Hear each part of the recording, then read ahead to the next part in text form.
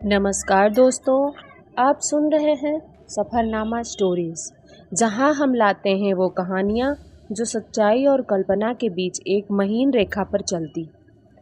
आज की कहानी एक ऐसी बरसात की है जो किसी आम रात जैसी लगती थी, लेकिन जैसे ही अंधेरा गहराता गया, हवाओं में कुछ ऐसा सन्नाटा छाया जिसने लड़की की ज़िंदगी हमेशा के लिए बदल दी। ये कहानी है बरसात की वो रात जहाँ एक पुरानी हवेली और अधूरी आत्मा और एक डरावनी सच्चाई आपका इंतजार कर रही है। तो रोशनी धीमी कर लीजिए और अपने दिल को थोड़ा मजबूत, क्योंकि कहानी अब शुरू होती। बरसात की वो रात थी जब शहर की हर सड़क किसी सूनी कहानी की तरह सुनसान लग रही थी। आसमान लगातार बरस रहा था, मानो उसके भीतर भी कुछ टूटा हुआ हो। मैं नेहा उस रात अकेली थी, एक पुरानी लाइब्रेरी से वापस लौट रही थी, जहां मैं अक्सर काम के बाद वक्त बिताती थी। किताबों के साथ मेरा अजीब सा रिश्ता था, जितनी पुरानी किताबें उतनी गहरी बातें। उस रात जैसे ही मैं ऑटो से उतरी, मेरी कॉलोनी की लाइट गुल हो चुकी थी। गली के सिरे पर लगे लैंप पोस्ट की पीली बत्ती भी बारिश में धुंधली हो गई थी। मेरे हाथ में किताबों से भरा बैग था और छतरी बार बार हवा से उलट रही थी। पैर पानी में धंसते जा रहे थे और बारिश की ठंडी बूंदें मेरी रूह तक पहुंच रही थी। रास्ता छोटा था, लेकिन उस रात हर कदम भारी लग रहा था, जैसे कोई मेरे पीछे चल रहा हो। मुड़कर देखा, कोई नहीं, सिर्फ अंधेरे में भीगते पेड़ों की सरसराहट और पानी में की टप टप आवाज। मैंने अपने कदम तेज कर दिए। एक पुरानी कोठी मेरी गली के मोड़ पर थी, मिश्रा हवेली। सुनने में आता था कि सालों पहले उस हवेली में एक औरत की रहस्यमयी मौत हुई थी। लोग कहते हैं कि वो बारिश की रात में लौटी थी और फिर कभी नहीं दिखी। उसकी चीखें आज भी कोठी की बंद खिड़कियों में कैद है। ये सब सुनकर मैं हमेशा हंस देती थी, लेकिन उस रात जब मैंने उस हवेली के पास कदम रखा तो कुछ अजीब था। उस हवेली की खिड़की से हल्की रोशनी दिखी। बिजली तो गई थी, तो फिर वो रोशनी कहाँ से आ रही थी? और वो परछाई, हाँ, एक औरत की परछाई अंदर से होकर मुझे देख रही थी।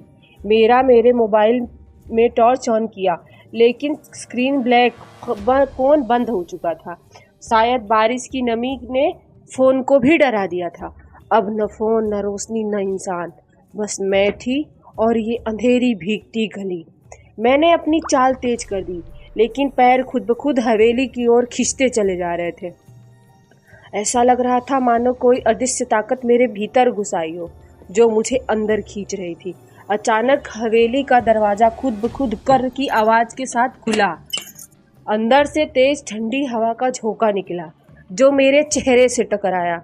किसी अनजाने डर ने मेरी सांसें जकड़ ली। मैंने खुद को रोका, पर कदमों ने साथ नहीं दिया। मैं दरवाजे के पार चली गई। अंदर एक अजीब सी गंध थी, नमी, बासी दीवारें और कुछ जलता हुआ, जैसे धूप या कपूर। फर्श पर पुराने कालीन के टुकड़े बिछे थे और दीवारों पर धुंधले धूल लगे चित्र। उनमें एक चित्र मुझे सबसे अलग लगा, एक औरत की तस्वीर जो सीधे मेरी ओर देख रही थी। उसके चेहरे पर कोई भाव नहीं था, बस आंखें जो जैसे मेरी आत्मा को पढ़ रही हो। मैंने आंखें झपकाई और फिर उसकी आंखें मेरी आंखों के साथ हिली। नहीं, ये भ्रम नहीं था, वो चित्र हिला था। मैं पीछे हटी, घबराकर मुड़ी, और तब वो पहली बार दिखी। एक सफ़ेद साड़ी में भीगी हुई औरत, बाल बिखरे, चेहरा नीचा और पाँव जमीन से ऊपर। उसने धीरे धीरे सिर उठाया और मेरी ओर देखा। उसकी आंखों से न नफरत थी, न मोह, बस एक अंतहीन खालीपन। नेहा, उसने मेरा नाम लिया। मैं चौंक गई। तुम मुझे जानती हो? उसकी आवाज़ किसी टूटी रिकॉर्ड की तरह गूंजी। तुम आई हो? फिर वही रात है, वही बरसात। मैंने कांपते हुए पूछा, तुम कौन हो जिसकी कहानी अधूरी रह गई? तुम मेरी कहानी पूरी करने आई हो, उसने बोला। उसका चेहरा अब बिल्कुल मेरे सामने था। मैंने उसके गाल पर जलने के निशान देखे, आंखों के नीचे गहरे काले घेरे और होठों पर अधूरी हंसी। वो पल इतना डरावना था कि मैं चीख भी न सकी। लेकिन फिर उसने मुझे हवेली के अंदर एक छोटे से कमरे में जाने के लिए इशारा किया। सिर्फ देखो, सच जान जाओगी, उसने बोला। कमरे में जाते ही एक पुराना डिब्बा दिखा, लकड़ी का, लोहे की कुंडी से बंद। मैं डरते डरते उसे खोली। अंदर थी पुरानी चिट्ठियाँ, एक टूटी चूड़ियों की जोड़ी और एक फोटो जिसमें वही औरत थी, साथ में एक आदमी और एक बच्चा। चिट्ठियां पढ़ते पढ़ते सच्चाई सामने आई। उस औरत का नाम शांता था। उसका पति एक लालची तांत्रिक था जिसने अमरता के लिए अपनी पत्नी की बलि देने की योजना बनाई थी। बरसात की एक रात उसी कमरे में तांत्रिक ने शांता को जिंदा जला दिया था, लेकिन वो बलिदान अधूरा रह गया। शांता की आत्मा उसी रात से भटक रही है, सिर्फ उस इंसान का इंतजार करती है जो कि उसकी कहानी को सुने, समझे और दुनिया को बताए। मैं सन्न थी, मेरा पूरा शरीर ठंड पड़ चुका था। मुझे लगा मैं वहीं बैठ जाऊं, लेकिन शांता ने मेरी ओर देखकर कहा, अब तुम जान गई हो, अब मेरी मुक्ति तुम्हारे हाथ में है। मैंने धीमे से पूछा, क्या मैं तुम्हें आज़ाद कर सकती हूँ?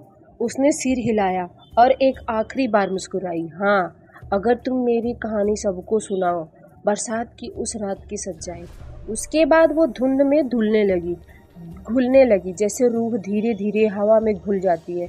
मैं अकेली खड़ी रह गई, एक डरावनी सच्चाई के साथ। अगली सुबह जब मैं उठी, मैं अपने कमरे में थी, पूरी तरह सूखी, और मेरे हाथ में वह चिट्ठियाँ थी।